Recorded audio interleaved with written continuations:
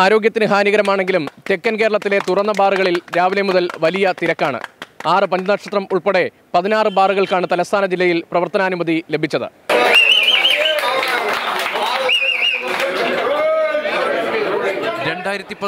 March 31 വരെ പ്രവർത്തിച്ച 3 star പദവിക്ക് മുകളിലുള്ള ബാറുകൾക്കാണ് LDF സർക്കാരിന്റെ മദ്യനയത്തിലൂടെ ലൈസൻസ് പുതുക്കി ലഭിച്ചത്.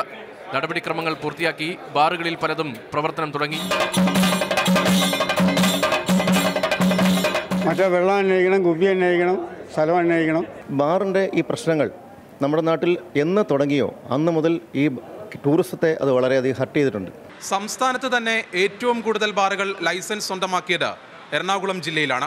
ലൈസൻസ് സ്വന്തമാക്കിയ 20 ബാറുകളിൽ ഭൂരിഭാഗവും ഉച്ചയോടെ തുറന്നു പ്രവർത്തിച്ചു. വലതുകാൽ വെച്ചാണ് പലരും തങ്ങളുടെ പഴയ തട്ടകങ്ങളിലേക്ക് മടങ്ങിയെത്തിയത്. ലിക്കർ എന്ന് പറയുന്നത് ഒരു സോഷ്യൽ ഡ്രിങ്കിങ് കൾച്ചറായി എടുത്താൽ തന്നെ ഇത് അത്ര വലിയൊരു പ്രശ്നമുള്ള സാധനമൊന്നുമല്ല. ബാർ തുറക്കുന്നത് കാത്തിരുന്ന കുടിയന്മാരെ നിരാശരാക്കി വൈകിയാണ് കോഴിക്കോട്ടെ 5 ബാറുകളും തുറന്നത്. വെയർഹൌസിൽ നിന്ന് ലോഡെത്താൻ താമസിച്ചതാണ് കുടിയന്മാരുടെ കാത്തിരിപ്പ് നീട്ടിയത്. 23 പഞ്ചനക്ഷത്ര ബാറുകൾ ഉൾപ്പെടെ 100ഓളം ബാറുകൾക്കാണ് പുതിയ മദ്യനയത്തിൽ തുറന്നു പ്രവർത്തിക്കാൻ പ്രവർത്തനാനുമതി ലഭിച്ചത്. വളരെ ആവേശത്തോടെയാണ് ആളുകൾ ബാറിലേക്ക് എത്തുന്നതും. തിരുവനന്തപുരത്ത് നിന്ന് രതീഷ് അനിരുദ്ധനും കൊച്ചിയിൽ നിന്ന് റിബിൻ രാജുവിനുമൊപ്പം S. ശ്യാംകുമാർ, മാതൃഭൂമി ന്യൂസ്, കോഴിക്കോട്.